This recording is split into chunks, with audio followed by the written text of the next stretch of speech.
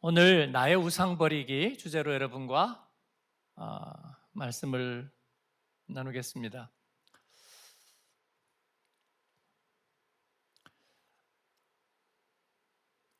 지금 이사야서 13장 이후에서 하나님께서는 이제 하나님으로부터 마음이 멀어진 유다와 이스라엘, 유다와 예루살렘에 대한 하나님의 심판의 메시지, 또 그리고 하나님께서 어떻게 그들을 정결하게 해서 마치 불로 이렇게 태워서 잘못된 이 합금을 다시 제거해버리고, 그리고 잘못된 기초를 다시 허물어버리고 다시 새롭게 하는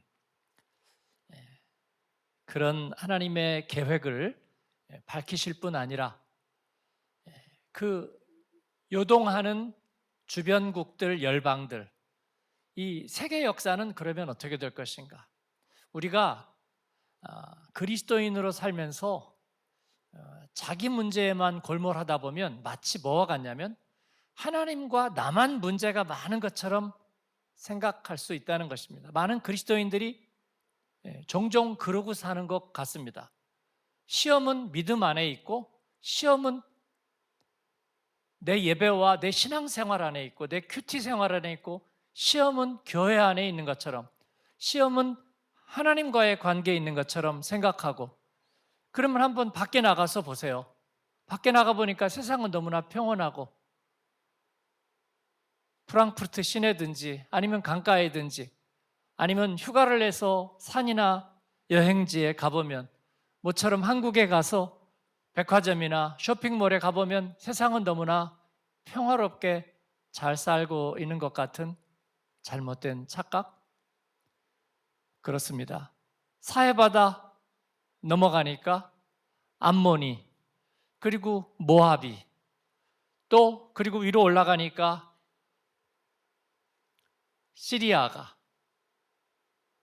그리고 저쪽으로 가니까 블레셋이, 또 두로와 시도니, 그리고 미디안이, 그리고 세계 대제국인 아수르와 남쪽의 강호인 애굽이 다 끄떡도 없이 잘 살고 있는 것처럼, 그들은 아무 문제도 없는 것처럼, 하나님 없이 사는데도 그들은 형통하고, 그들은 술 마셔도 병도 안 걸리고, 종일 담배 피워도 기침도 안 하고, 도박하고 살아도 잘만 살고, 그리고 투기하고 살아도 돈만 잘 벌고, 마치 그런 거와 같은, 여러분 생각에 세상이 그래 보이시나요? 그리고 믿음 안에 있는 나만 초라하고 나만 모든 일이 잘 안 되는 것처럼 그렇게 생각되시나요? 그런 이들에게 하나님께서는 하나님이 열방을 어떻게 심판하고 그들의 행한 대로 족족 하실 것인지를 13장 이후부터 쭉 얘기하고 계세요. 하나님의 주권 안에, 하나님의 그 기준 안에 분명히 그들은 있다는 거예요. 그들이 행한 대로, 그들의 중심대로, 가치관대로, 그들이 믿고 바라는 대로 그들은 결과를 낼 거라는 거예요, 여러분. 건축을 하는 사람들이 만약에 뭔가가 잘못되어 있다면 반드시 그것은 결과에 나타날 거예요. 그렇죠? 소방 지침을 만약에 제대로 안 지켰다면 문제가 생겼을 때 분명히 거기에 대한 보응이 나타날 겁니다. 농사를 짓는 사람들이 뭔가 농사를 짓는데 뭔가 잘못된 것이 있다면 추수를 할 때에 반드시 그 결과는 나타날 것입니다. 하나님의 시스템도 역시 그렇다는 거예요. 그런데 마치 이사야서는 우리들에게 그 열방의 모습을 이렇게 스케치를 해주고 있으면서 그 열방이 마치 뭐와 같냐면 바다 물결과 같다. 바다가 바람이 불고 이게 폭풍우가 불어오면 파도가 치잖아요. 그 파도를 치는 것을 뭐라고 이 문학가들은 묘사하나요? 예, 분노하는 파도, 흉용하는 파도, 그죠? 바다와 파도가 마치 분노하면서 일렁이고 이리저리 친다고 그렇게 표현하죠. 열방의 모습은 분노하고 흉용하는 바다와 같습니다. 그래서 무슨 일이 일어날지 알지 못하고 어떻게 될지를 알지 못하는 거예요. 우리는 그 걸프전이 시작되면서부터 CNN 시대가 시작됐다는 것을 알게 됐습니다.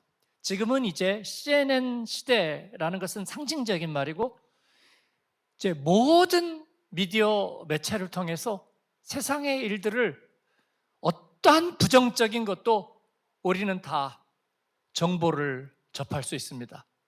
어떤 나쁜 일도 우리는 그 정보를 접할 수가 있는 거예요. 이제 그것을 규제할 만한 어떤 법도 없습니다. 유튜브에 가보면 아무리 막되고 상스럽고 끔찍한 욕설도 물론 윤리 규정이 좀 있기는 하지만 누구나 짐작할 수 있을 만한 그런 모습으로 모든 욕설이 다 유포되고 있고 그리고 모든 부정적인 모든 저주, 모든 주술, 모든 끔찍한 것들이 다 돌고 있습니다.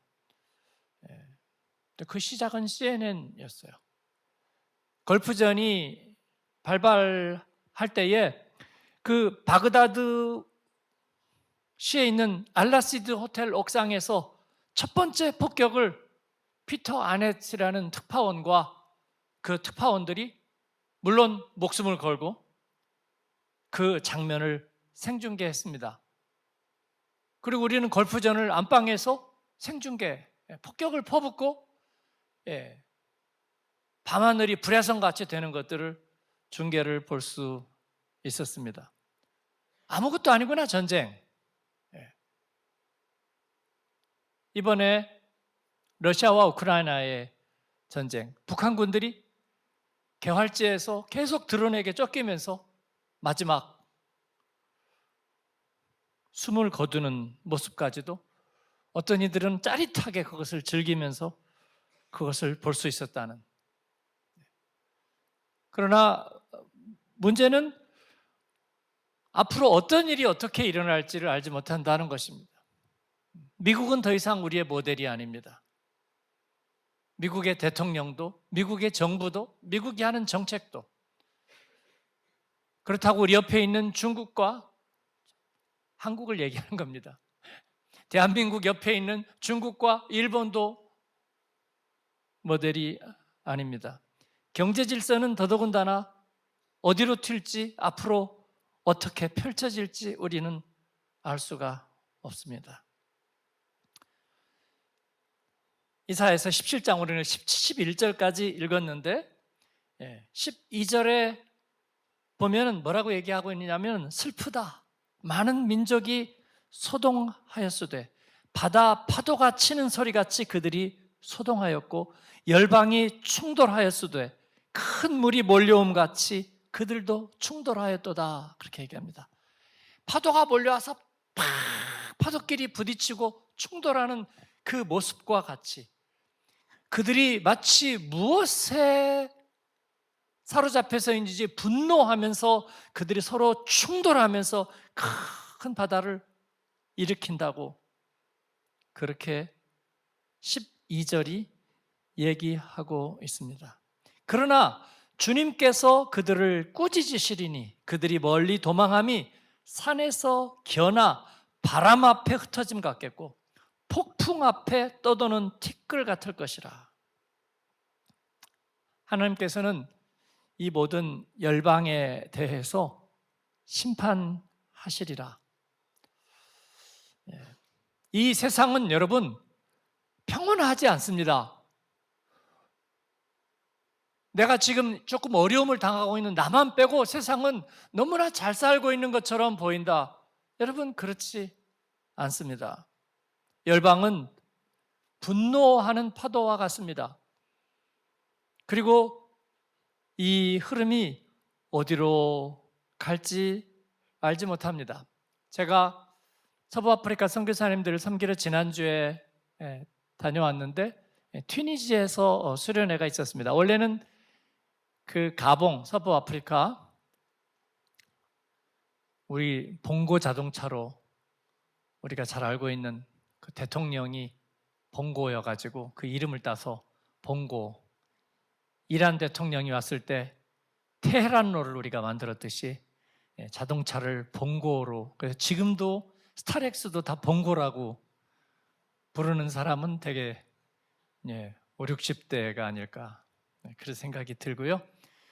가봉에 가기로 했습니다. 그 가봉에는 슈바이처가 60년 사역하고 살았던 그 람바렌의 물과 원시림 사이 그 슈바이처의 사역지가 있는 곳이에요. 그래서 서부 아프리카에서는 비교적 잘 사는 지역이긴 한데 거기에서 수련회를 열기로 했습니다. 서부 아프리카 지역마다 우리가 돌아가면서 하는데 작년에는 카메룬에서 했고요. 내년에는 차드에서 할 것 같습니다. 우리가 올해 8월에 단기 선교를 카메룬 두알라로 가고요. 내년에는 차드가 예약되었습니다. 차드에 가장 덥고 가장 힘든 지역인데 차드에는 언제나 가고 싶었는데 이번에 선교사님들이 다 연합해서 선교단체들이 다 연합해서 우리하고 연합사역을 하자 그렇게 마음이 모아져서 너무 기대가 되는. 그런데 우리가 전에 차드에 단기 선교 갔을 때도 그때 이제 막 그 내전이 끝났을 때였어요. 그래서 지나가는데 막 바리케이트리 여전히 삼엄하게 쳐 있는 내전 때 우리 한국 교민들이 겨우 한 가정 두 가정 있었는데 역시 약탈을 당하고 굉장히 생사가 위태로운, 우리가 가봉으로 가지 못한 것도 이번에 대통령 선거가 여름에 있는데 내전이 위험이 크기 때문에 대사관에서는 다 소거를 하라, 피하라는 그런 공지가 내려왔기 때문에 우리가 그것을 할 수가 없었습니다. 아프리카는 여전히 끓는 가마솥과 같습니다. 아프리카는 교육열도 높고 200년 동안 서방이 빚진 마음으로 어마어마한 생각할 수 없는 돈을 갖다 부었습니다. 그래서 돈도 많아요. 엄청난 개발이 이루어졌고요. 그리고 지하자원도 많습니다. 인재들도 엄청 많이 나왔어요. 세계적인 운동 스타들 아프리카에서 어마어마하게 많이 나왔습니다. 유럽을 빛내는 축구 선수들 지단뿐이나 음바페, 붙은 사람 다 아프리카 쪽에서 온 사람들이죠. 그죠? M자 붙고 그 다음에 자음 오는 이름들은 전부 다 불어권 서부 아프리카에서 온 사람들입니다. 뿐만 아니라 유명한 정치가 뿐만 아니라 여러 예술적인 수많은 인재들이 아프리카에서 나왔고요.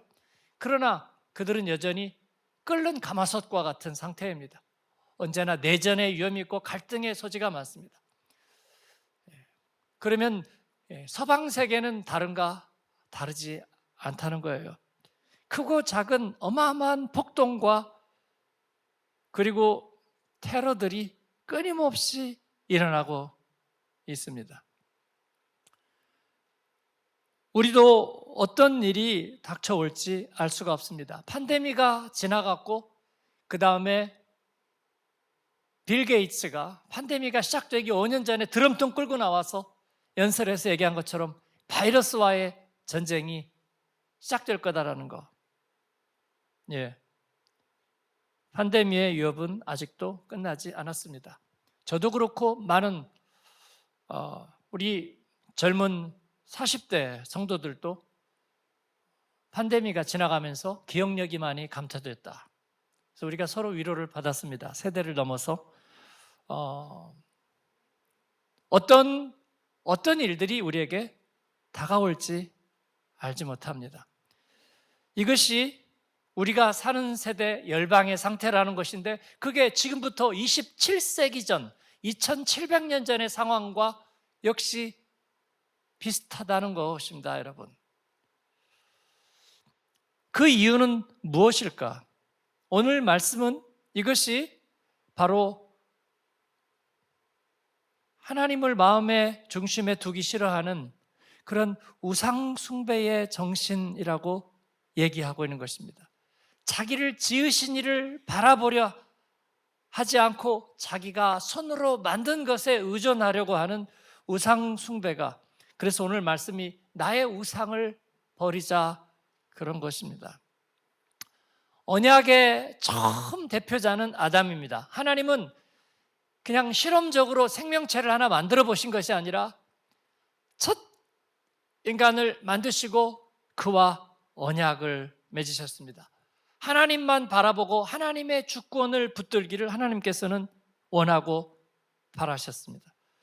그러나 아담은 보기 좋게 하나님과의 그 약속을 깨트렸어요. 사단은 원래 하나님과 반역한 존재입니다. 그러나 그는 그 반역에 동참하게 된 거예요. 그리고 나서 아담에게 찾아온 것이 무엇입니까? 그에게 분노가 있었어요. 분노가. 아담과 하와에게 분노가 있었습니다. 그래서 여러분, 하나님을 반역한 대가에 우리에게 찾아오는 것은 분노라는 거예요. 분노는 반역한 사람의 표징입니다. 변절자의 표징이에요. 그래서 왜 우리가 하나님을 떠나 있을 때 그렇게 분노가 많았는가, 그런 걸 알 수 있어요, 여러분. 그렇죠? 아직도 우리 안에는 감추어진 이 마그마 같은 분노가 있습니다. 이것은 우리가 하나님을 멀리 떠나 있었던 그때 우리 안에 들어온 거예요. 하나님과 거스리는 마음, 이것이 분노입니다. 하나님과 하나 된 마음, 그것은 평강입니다. 할렐루야. 그래서 우리가 예배 때 하나님과 평강을 누리게 되는 거예요. 우리가 믿음으로 의롭다 하심을 받았으니 우리 주 예수 그리스도로 말미암아 하나님과 화평을 누리자. 그렇죠? 그럴 때 우리가 하나님과 화평을 누리게 되는 것입니다. 그래서 우리가 순방향이 되는 거예요. 순방향이. 그래서 예와 아멘이 되는 것입니다. 여러분에게서 뭔가 하나님과 틀어지기 시작하면 아멘이 멀어집니다. 아멘이 멀어지고 마음에 이제 파도가 일기 시작해요. 그것은 분노입니다. 그것은 뭐냐면 아담이 하나님을 멀리하고 자기 시간표를 갖게 된 거예요. 그런데 그 자기 시간표는 뭐냐면 헛된 것입니다. 시편 2편 1절이 어찌하여 열방이 분노하며 민족들이 헛된 일을 도모하는가, 그런 거예요. 헛된 시간표를 가지고 도모하는데 그들은 분노하게 된다는 거예요, 여러분. 그러니까 나의 우상 버리기 첫 번째, 여러분, 하나님을 바라보지 않기 시작하면서 마음에 분노가 생기거든 내 안에 하나님과 멀어짐이 있다는 것을 기억하기를 바라고, 먼저 하나님, 내게서 분노를 제하여 주시옵소서 기도하는 여러분 되기를 축복합니다. 환경 때문이 아니에요, 여러분. 환경 때문에 하나님께서는 그 환경을 다 끊어버리시겠다 말씀하세요. 그래서 하나님이 없애버리시는 것 중에 하나가 뭔 줄 아세요? 요한계시록 21장 1절에 보니까 그때에 새하늘과 새 땅을 하나님께서 이제 우리에게 펼치시는데 바다가 없어진다 그랬어요. 그래서 바다가 없어지기 전에 여름에 바다에 가볼 겁니까? 하나님께서 다시 오실 때에 바다가 없어지는 거예요. 그래서 바다의 파도도 없어질 것입니다. 오늘 말씀은 이 시리아 다메섹과 에브라임에 대한 심판의 얘기로부터 그 1절부터 시작된 게 바로 그들에 대한 경고와 심판에 대한 이야기로 시작했습니다. 이 다메섹은 시리아의 수도입니다. 우리가 아람이라고도 부르는 그 아람의 수도, 이 다메섹은 지구상에서 가장 오래된 도시로 알려져 있습니다. 로마가 세워지기도 수천 년 전부터 이 다메섹은 이미 자리 잡고 있던 곳입니다. 그래서 이 근동에서 가장 중요한 거점이기도 하고 또 굉장히 전략적인 지점이기도 했습니다. 메소포타미아와 이집트를 잇는 교통로의 입구에 위치하고 있었고, 그래서 다메섹을 사람들은 통과해야 갔습니다. 그래서 이사야서 7장에서 여러분이 기억하시듯이 아하스 왕이 시리아와 에브라임이 동맹을 맺고 유다를 공격하려 한다는 소식을 듣고 두려워했던 이야기가 나오죠. 그때 하나님께서는 이사야를 통해서 내가 그 다메섹을 심판하겠다는 예언을 하신 바 있는데, 다메섹을 내가 황폐하게 하겠다 했는데 아하스 왕이 그 말을 듣지 않았던 거죠. 이 다메섹의 문제는 무엇이었을까? 역시 우상숭배였습니다. 우상숭배는 무엇인가?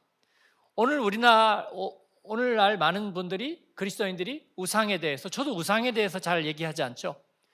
그래서 우상에 대한 생각을 별로 하지 않습니다. 그거는 구약성경 저 캐캐 묵은 시절에나 있었던 거고, 아니면 우리 부모나 또 그 부모에게 있었던 그런 부적 붙이고 미신하는, 우리는 그런 거를 이제 더 이상 믿지 않아, 그렇게 생각할 수도 있습니다. 그러나 로마서는 우리에게 우상을 섬긴다는 것이 무엇인지를 분명하게 얘기해주고 있어요. 그건 뭐냐면 하나님의 영광을 썩어질 것과 바꾸는 것입니다. 로마서 1장 22절 23절에 보면 스스로 지혜 있다 하나 어리석게 되어 썩어지지 아니하는 하나님의 영광을 썩어질 사람과 새와 짐승과 기어다니는 동물 모양의 우상으로 바꾸었느니라. 그래서 우상 숭배는 바꿔치는 거예요. 바꿔치는 거. 그래서 우리가 하나님보다 물질을 더 섬기고 썩어질 것을 더 중요하게 여기는 거예요.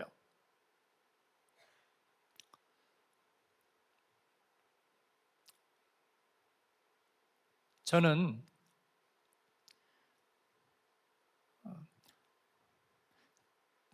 지금은 저나 제 아내나 하나님께 물질을 드리는 것을 되게 좋아합니다. 헌금하는 것도 좋아하고 또 자원해서 물질로 하나님의 이름으로 또 하나님께 드리는 것도 좋아하고 그런 걸 좋아해요. 그런데 처음에 11조를 10분의 1을, 자기 수입의 10분의 1을 떼고 이렇게 한다는 것을 생각을 해보니까 계산이 안 나와요. 그죠? 어떤 유학생이 은혜를 받고 자기 11조를 하고 싶은데 비용이 빠듯한 거예요. 자기 교통비하고 그 다음에 방세 내고 자기가 먹고 사는 거 하고 꼭 해야 되는 거 딱 그 정도 해도 빠듯한데 거기서 10분의 1을 잘라내면 자기가 할 수 있는 일이 없는 거예요. 그런데 그건 유학생만이 아니라 저도 역시 마찬가지였어요. 그러면 뭔가 내가 취미 생활을 하지 않거나 아니면 내가 책을 사야 되는 꼭 필요한 것을 그걸 사지 않거나 뭔가를 하지 않아야만 되는, 우리 자녀를 돌보는 일을 등한시하거나 아니면 꼭 들어가야 되는, 적금이 들어가야 되는 것을 들어가지 못하거나 뭔가 그래야 되는 계산이 안 나오는 거예요. 여러분도 그렇죠? 생각 안 해보지는 않았잖아요. 다 생각해봤잖아요. 그래서 명목상의 11조를 그냥 명목적으로만 하거나 그냥 마음으로 정해서 한 100유로 하든지 아니면 한 200유로 하든지 그렇게 정확하게 하려고 하지 않는, 왜냐하면 계산이 나오지 않기 때문에. 그런데 여러분, 저도 마찬가지였어요. 체면이 걸려서 제 이름이 어디 나오거나 그러지 않고 내가 그냥 알아서 해야 될 때는, 그래서 처음에 유학을 와서 이제 저희 가족이, 어린 아이들하고 세 가족이 살아야 되는데 저보고 11조 하라는 사람 아무도 없었어요. 왜냐하면 소속도 없었고 독일 교회를 잠깐 나가면서. 그런데 그것을 구별한다는 것은 쉽지 않았어요. 처음에 그래 하지 않았어요. 어디다 내야 될지도 모르겠고요. 근데 복음 앞에서 내가 다시 서게 되니까 제일 먼저 걸리는 것은 그거였어요. 그것은 내가 돈을 하나님께 드리지 않았다, 그런 부분이 아니라 하나님 앞에서 내 우선순위가 구별되지 않았다는, 그게 가장 마음에서 쳤는데, 그러면서도 동시에 찾아온 게 뭐냐면 계산을 하면 계산이 안 나오더라는 거예요. 여러분이 만약에 1,000만 원 수입이 있다고 해도 계산이 나오나 보세요. 거기서 100만 원을 떼어봐. 그거 계산이 안 나와요. 그래서 안 하는 거예요. 그리고 마음으로 타협을 하는 거예요. 근데 제가 깨달은 것은 뭐였느냐면, 하나님과의 물질은 계산이 아니라는 거예요. 계산이 아니에요. 그러면 내가 그 물질을 하나님 앞에서 구별하지 않으면 어떻게 되는가? 내 마음의 우선순위가 뒤바뀌어져 버려요. 그래서 물질이 10분의 1이 굳은 게 아니라 여러분의 마음속에 우선순위가 뒤바뀌어 버려요.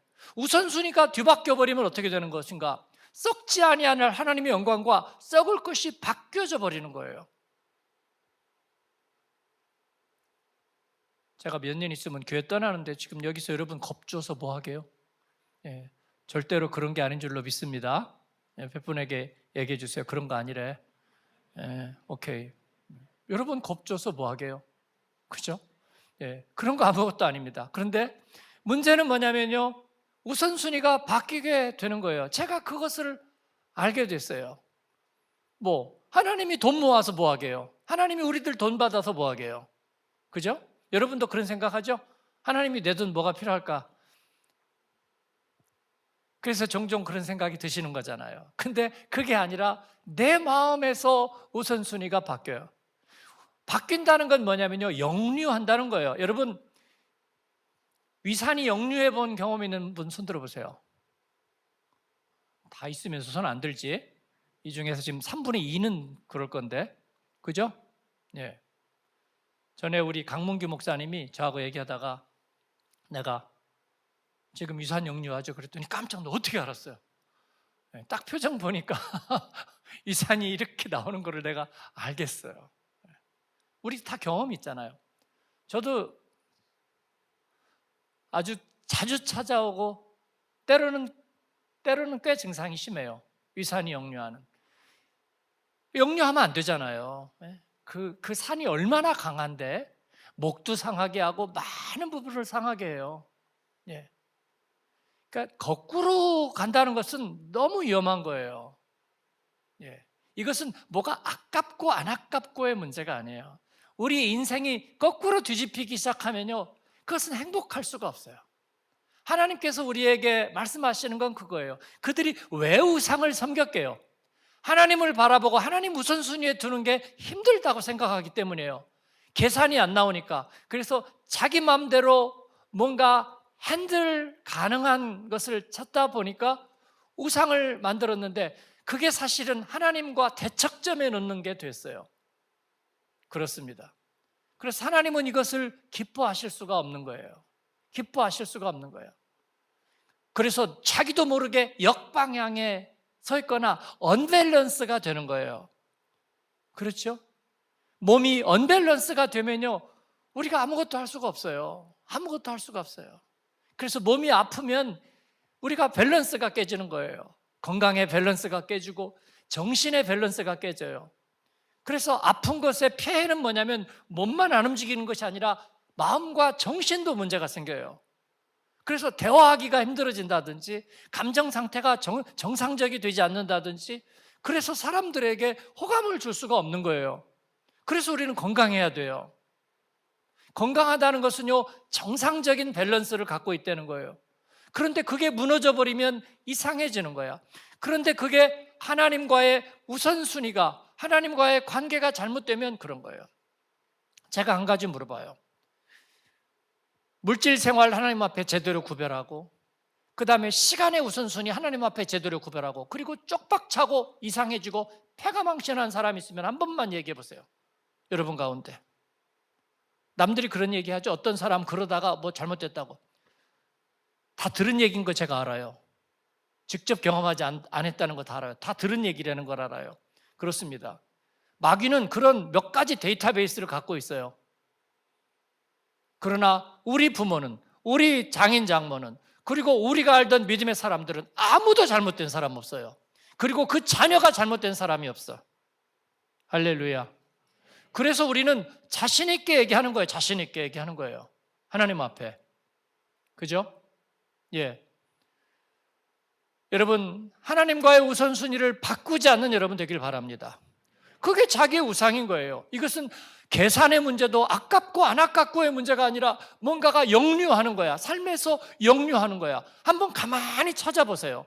그래서 이사야가 얘기하는 거예요. 여러분에게 뭐가 뒤바뀌었는지 한번 가만히 look closer, 가까이 들여다보고 찾아보라고요. 분명히 많은 것이 나타날 거예요. 여러분이 뒤바꾸기 시작하면 뒤바꾼 것의 증거들이 나타나기 시작해. 그렇습니다. 비염이 오래됐거나 아니면 두통이 심하거나 물어보니까 의사가 얘기해요. 혹시 위산 역류하지 않아요? 종종 하는데요. 예, 그 원인이 하나일 가능성이 매우 높습니다. 예, 여러분, 피가 거꾸로 돌면 어떡하죠? 예, 굉장히 큰 문제죠. 예, 그렇습니다. 하나님의 영광과 썩어질 것을 뒤바꿔 놓으니까 하나님께서는 그것을 어떻게 할 방법이 있어서 내버려 두셨다고 그랬어요. 더러움에, 그들의 정욕의 더러움에 내버려 두시고, 그리고 그들의 부끄러운 욕심에 내버려 두시고, 그리고 그들의 빼앗긴 마음 가운데 내어버려 두시니까 그 가운데서 모든 나쁜 게 나왔어요. 그 뒤집힌 가운데서 모든 나쁜 것이 나왔어요. 그러니까 여러분이 우선순위를 바꾸면 그게 우상이 되고 거기로부터 버려둠을 당하는 모든 나쁜 것이 나오는 거예요. 방법은 무엇인가? 하나님 바라보기예요. 하나님 바라보기. 오늘 말씀에 뭐라고 나오죠?